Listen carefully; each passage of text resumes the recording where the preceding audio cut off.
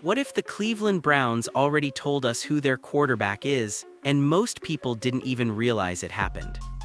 Because the biggest signal didn't come from a press conference, a draft pick, or a breaking news alert. It came from a conversation that sounded routine until you listened a little closer. When Mary Kay Cabot spoke about the Browns' head coaching search, something felt different this time. Not dramatic, not loud, just deliberate. Instead of treating the quarterback situation like a mess that needs fixing, she framed it like a puzzle that already has a central piece. Her wording mattered, the tone mattered, and for fans who have followed Cleveland long enough, it rang familiar, because insiders don't casually reshape expectations unless there's alignment behind the scenes. That's where Shedeur Sanders quietly became the focal point. No one officially declared him the future, but suddenly the conversation shifted from who will the Browns get to what do you think of what they already have. Reports suggest coaching candidates are being asked directly if they can work with Sanders, not hypothetically but practically. And that's not a normal question unless the organization sees him as part of the plan. Then, almost out of nowhere, Tom Brady added unexpected fuel. While breaking down quarterback fundamentals on a broadcast, his comments about ball control and mechanics had fans drawing comparisons. Not confirmation, just speculation, but when someone like Brady speaks, people listen, and they connect dots. Put all of this together and the timing feels intentional. The Browns aren't denying anything. They're not over-explaining either. They're letting conversations happen quietly where decisions usually take shape first. And that raises a bold question worth asking right now. What if the Browns already chose their direction, and the rest of us are just catching up? When Mary Kay Cabot speaks, people inside the league listen and Browns fans lean in a little closer. Not because she's flashy or dramatic, but because she's careful, deliberate. She doesn't toss around speculation for clicks, and she doesn't inflate narratives unless there's something real underneath them. That's exactly why her recent comments landed differently. This wasn't the usual quarterback uncertainty talk. She didn't frame the Cleveland Browns as desperate. She didn't describe the position as broken or unstable. Instead, she talked about it as something coaches would need to evaluate seriously. That distinction matters more than it sounds. When insiders believe a team has no answer at quarterback, the language shifts. You hear words like search, void, or unknown. Cabot avoided all of that. She focused on fit, development, comfort level. She spoke as if the Browns already have a quarterback worth building around, not someone they're hopping to replace. That's where Shedeur Sanders enters the conversation without being forced into it. Cabot didn't hype him, she didn't crown him. She simply positioned him as the most relevant long-term option on the roster. In media terms, that's huge. It subtly reframes the entire debate. Instead of asking whether Sanders belongs in the Browns' future, the question becomes whether the coach belongs with him. And that's not accidental. Reporters with Cabot's access understand how quickly narratives can be shut down by teams. If she were wildly off base, the organization would distance itself fast through leaks, counter-messaging, or silence that clearly contradicts the framing. None of that happened. Instead, her comments lingered, unchallenged, almost accepted. There's also history here. Cabot has a track record of signaling direction before official decisions are announced. Not by making bold claims, but by adjusting tone, by shifting how situations are described. And in Cleveland, those shifts have often preceded real changes. That's why fans reacted the way they did, not because she said something shocking, but because she didn't. Her calm delivery suggested confidence, not chaos, alignment, not confusion.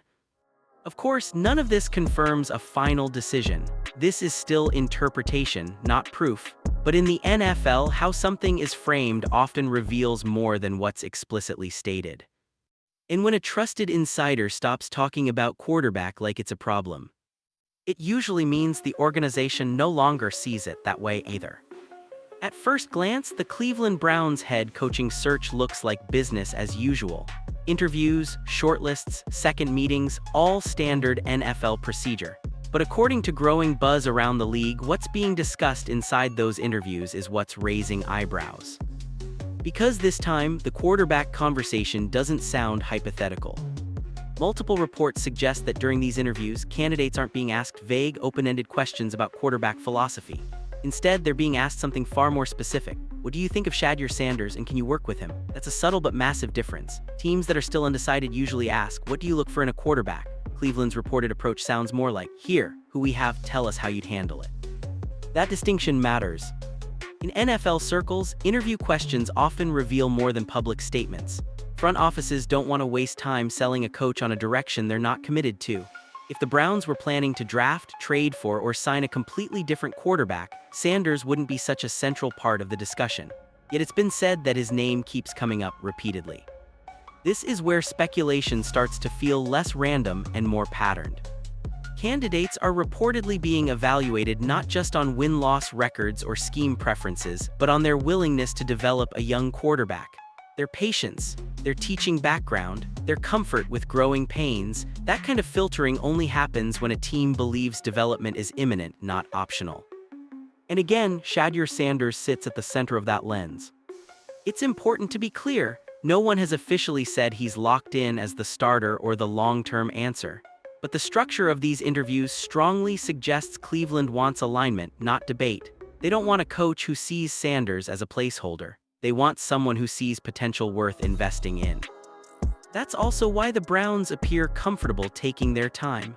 They aren't rushing to hire the flashiest name available. They're letting other coaching dominoes fall. That patience only makes sense if the quarterback situation isn't viewed as an emergency. And that's what's quietly changed. For years, Cleveland's coaching searches were driven by urgency at quarterback. Fix it now, patch it fast, move on if it fails. This search feels different, slower, more intentional, more selective. Which leads to a simple but uncomfortable takeaway. Teams don't design interview processes around players they plan to replace immediately. And if Sanders were viewed as temporary, he wouldn't be shaping conversations this early. Whatever the Browns ultimately decide, these interviews suggest one thing clearly. They're no longer treating the quarterback position as a blank slate, and that alone speaks volumes. This is where the conversation splits sharply. On one side, fans are convinced the Cleveland Browns have already made their choice. On the other, skeptics say this is just another case of reading too much into smoke, and right now, it's hard to tell which side is closer to the truth. Supporters point to a familiar pattern. They argue that the Browns don't announce quarterback decisions early, they ease into them. Quiet support, subtle messaging, internal alignment first, public confirmation later. From that perspective, the way Shedeur Sanders is being discussed feels intentional. Not hyped, not dismissed, just consistently present. And for fans who have watched Cleveland cycle through chaos, consistency alone feels like confirmation. Some even claim the front office has already hinted at the direction.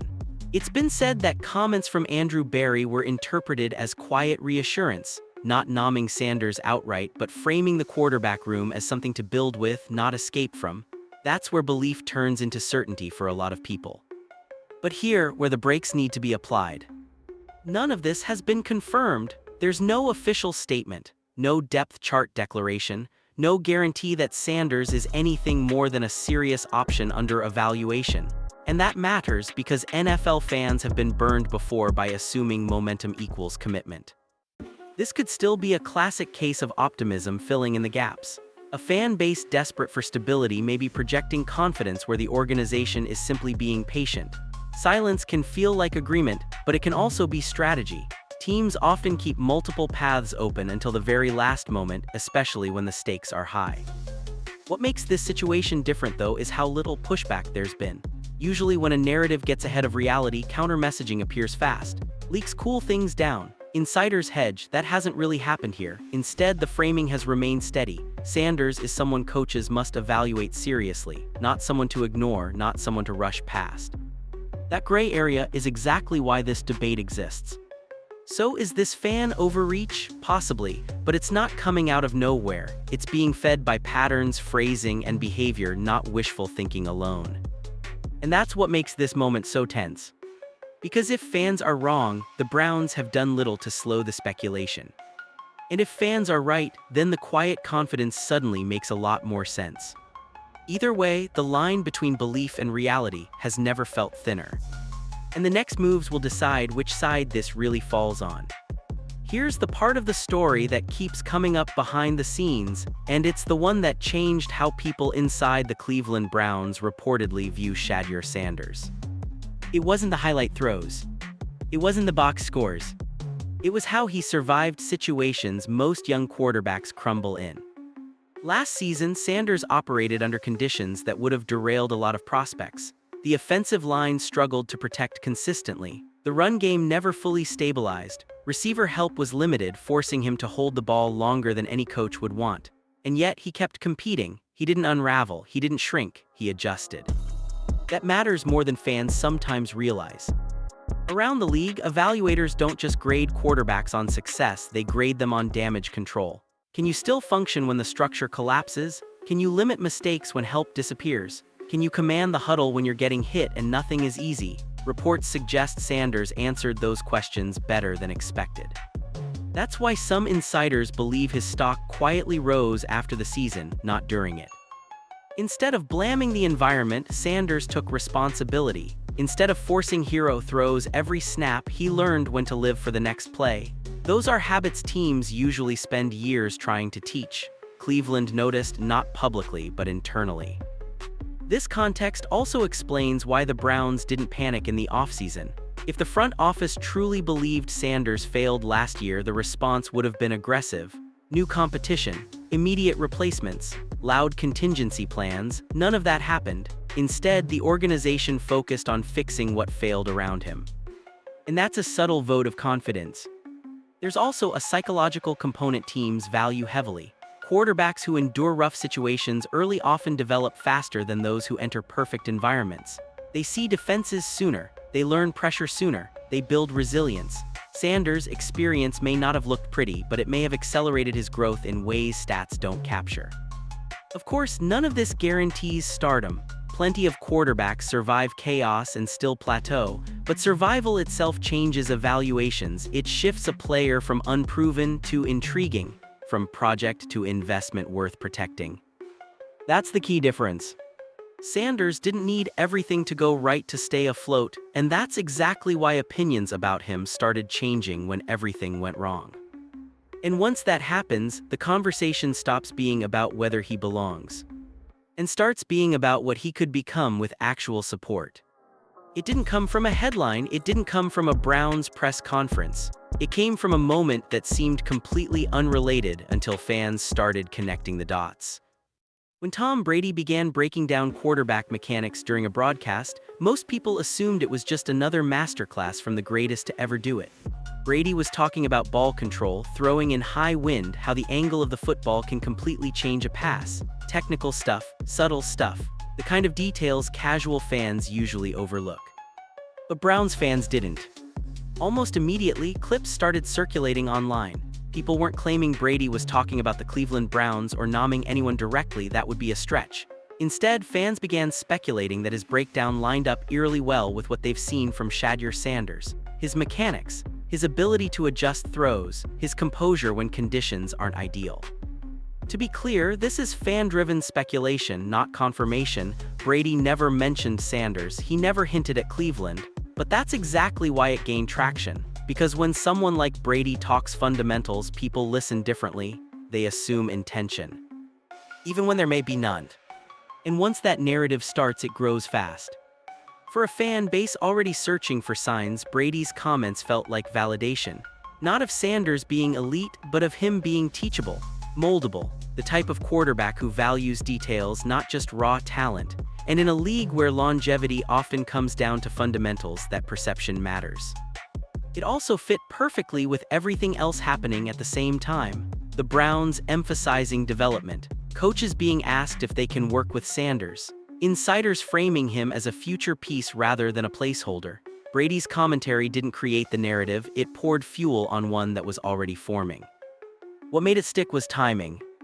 If these comments happened in a vacuum, they'd be forgotten in a day. But happening alongside all this Browns speculation, fans saw it as another layer, another sign, another reason to believe Sanders might be on the right developmental path even if the league hasn't caught up yet. Of course, there's danger in reading too much into moments like this. Not every breakdown is a signal, not every coincidence is a message. But perception matters, especially in football culture. Narratives don't need to be true to influence belief, they just need to feel plausible. And right now, the idea that Sanders' game aligns with the kind of fundamentals Brady praises feels plausible enough to keep the conversation alive. Because once fans start seeing a quarterback through that lens, it becomes harder to view him as temporary. For years, the Cleveland Browns head coaching job has been framed as risky, high expectations, past instability, quarterback uncertainty, but quietly that perception has started to shift, and a big reason why is Shedeur Sanders. Around league circles, there's growing belief that Cleveland may actually be one of the more attractive openings, not despite Sanders, but because of him.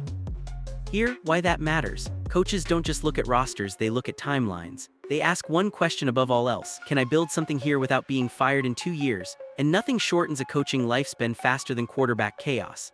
Right now, Cleveland offers something many openings don't: a young quarterback with upside, controllability, and patience built into the plan. Sanders represents possibility without immediate pressure. He's not a veteran demanding instant results, and he's not a top pick with unrealistic expectations attached.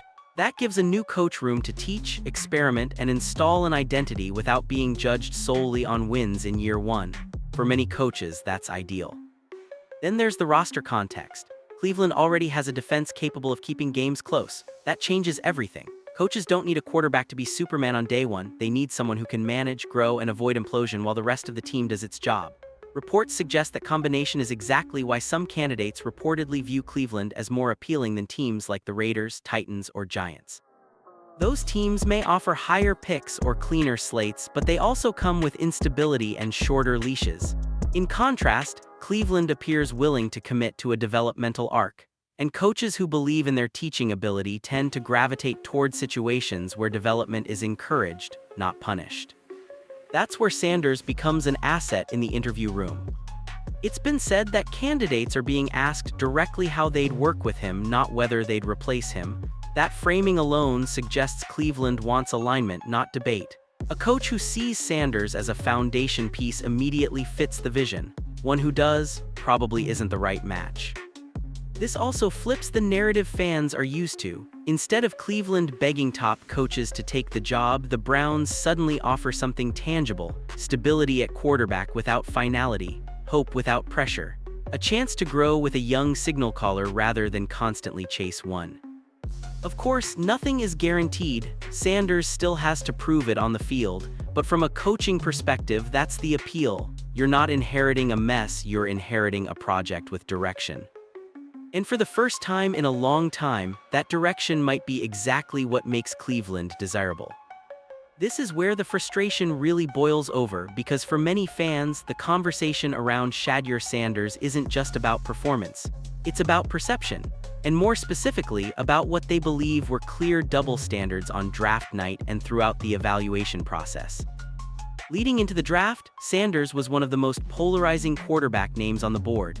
Some analysts praised his poise, accuracy, and leadership under pressure. Others questioned his ceiling, his environment, or even his confidence. But what stuck with fans was how quickly those critiques hardened, especially when compared to how other quarterbacks were discussed. According to many supporters, mistakes that were framed as learning experiences for other prospects became red flags for Sanders.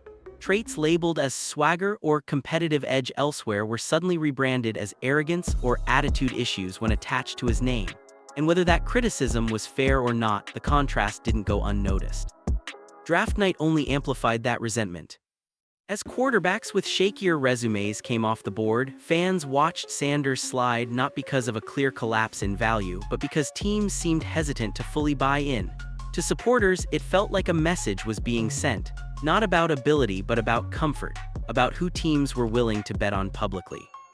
That lingering frustration is still fueling today's debate.